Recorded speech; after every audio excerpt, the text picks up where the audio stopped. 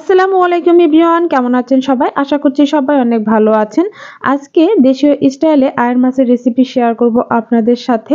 আশা করছি সবারই আমার ভিডিওটি ভালো লাগবে। যদি ভালো লাগে তাহলে একটু লাইক দিয়ে ভিডিওটি কন্টিনিউ করবেন। আয়ের মাছ রান্না করার জন্য প্রথমে আমি এখানে নিয়েছি কিছু আয়ের মাছ। এগুলো আমি লবণ দিয়ে ভালোভাবে ধুয়ে নিয়েছি। অবশ্যই মাছগুলো লবণ দিয়ে ধুয়ে নেবেন, এতে করে আষ্টে গন্ধটা এবং ময়লা সবকিছু বের হয়ে যাবে।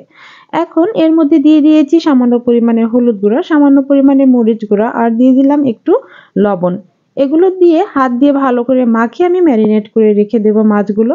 এর কারণে মাছের মধ্যে লবণ হলুদ মশলাটা ভালোভাবে যেতে পারে এবং রান্না করলে খেতেও অনেকটা সুস্বাদু হয়। এখন চলে আসছি রান্নার মূল প্রসেসে। কড়াইয়ে তেল দিয়ে তেলের মধ্যে 1 কাপ পরিমাণে পেঁয়াজ কুচি দিয়েছি।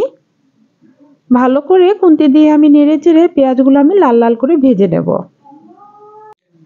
2 মিনিটের মতো আমি পেঁয়াজগুলো নেড়ে চেড়ে ভেজে নেব।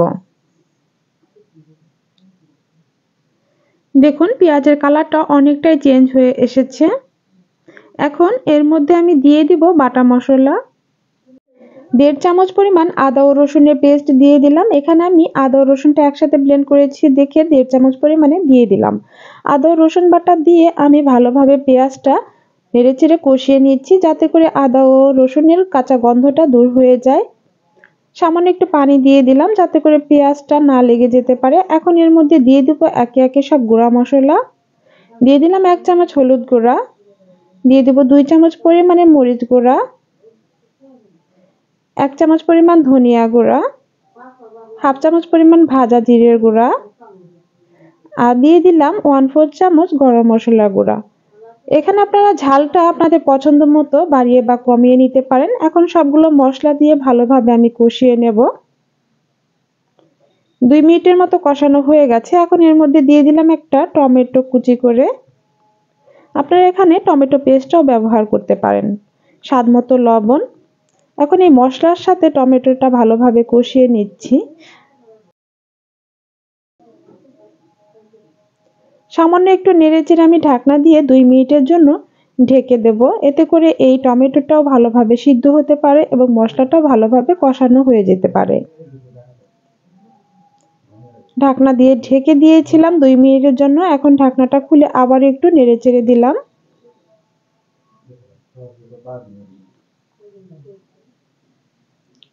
ভালোভাবে নেড়েচেড়ে দিচ্ছি যাতে করে নিচে না লেগে যেতে পারে। আবারও একটু 1 মিনিটের জন্য ঢেকে দিলাম। এখন খুন্তির সাহায্যে আমি টমেটোগুলো ভালো করে ব্লেন্ড করে নেব মশলার সাথে। দেখুন টমেটোগুলো আমার সিদ্ধ হয়ে গেছে। একটু চেপে চেপে সব টমেটোগুলো আমি ভেঙে দিচ্ছি। আরও 2 থেকে 3 মিনিটের মতো মশলাটা আমি কষিয়ে নেব। মশলাটা যত ভালো করে কষানো হবে রান্নাটা কিন্তু বেশি টেস্টি হবে। আমি নেড়েচেড়ে সুন্দর মতো মশলাটা কষিয়ে নিচ্ছি। দেখুন 2 মিনিট পরে দেখাচ্ছি মশলাটা কষানো হয়ে গেছে, তেল উঠে এসেছে। এখন আমি এর মধ্যে মাছগুলো দিয়ে দেব, যে মাছগুলো আমি মাখিয়ে রেখেছিলাম। যে মাছগুলো ভাজা হয় না সেই মাছগুলো এভাবে মাখিয়ে রান্না করলে এতে কিন্তু খেতে বেশি সুস্বাদু হয়। সবগুলো মাছ আমি দিয়ে অল্প একটু পানি দিয়ে একটু 2 মিনিটের জন্য কষিয়ে নেব। ঢাকনা দিয়ে ঢেকে দিলাম। 2 মিনিট পরে ঢাকনা খুলে হালকাভাবে আলতো করে মাছগুলো আমি একটু উল্টিয়ে দিচ্ছি।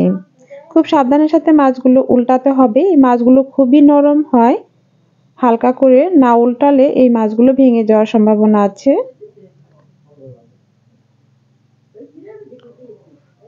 আলতো করে একটু উল্টিয়ে আবারও আমি 2 মিনিটের মতো রেখে দেব। 2 মিনিট পরে আমি এখন ঝোলের পানিটা দিয়ে দিচ্ছি।